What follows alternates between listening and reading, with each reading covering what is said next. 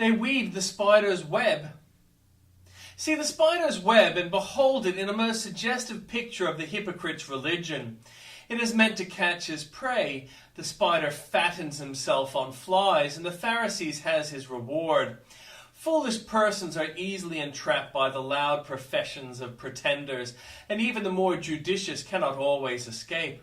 Philip baptized Simon Magus, whose guileful declaration of faith was so soon exploded by the stern rebuke of Peter.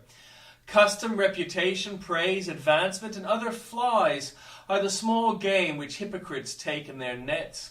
A spider's web is a marvel of skill. Look at it and admire the cunning hunter's wiles. It is not a deceiver's religion equally wonderful? How does he make so barefaced a lie appear to be a truth? How can he make his tinsel answer so well the purposes of gold?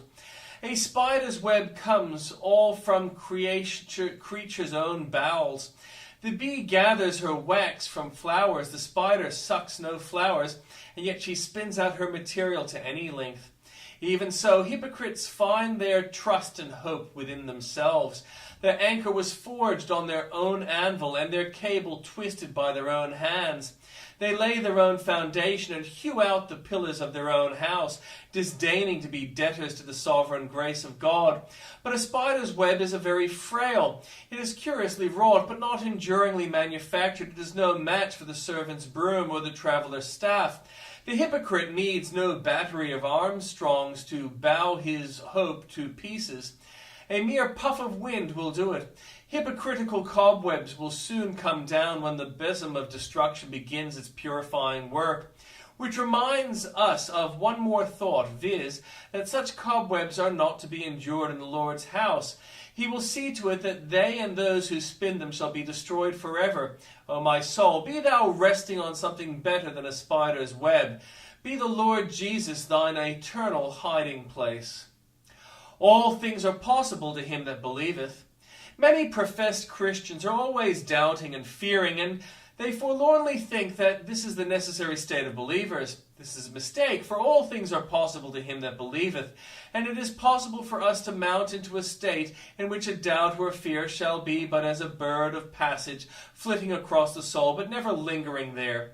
When you read of the high and sweet communions enjoyed by favored saints, you sigh and murmur in the chamber of your heart, Alas, these are not for me.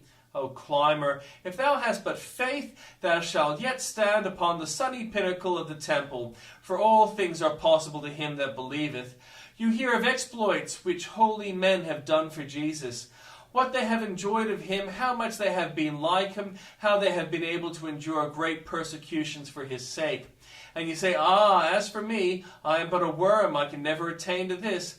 But there is nothing which one saint was that you may not be. There is no elevation of grace, no attainment of spirituality, no clearness of assurance, no post of duty, which is not open to you if you have but the power to believe.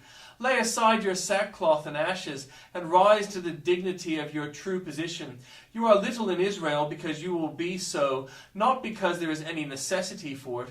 It is not meet that thou shouldst grovel in the dust, O child of a king. Ascend, the golden throne of assurance is waiting for you.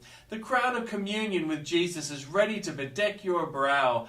Wrap yourself in scarlet and fine linen, and fare sumptuously every day.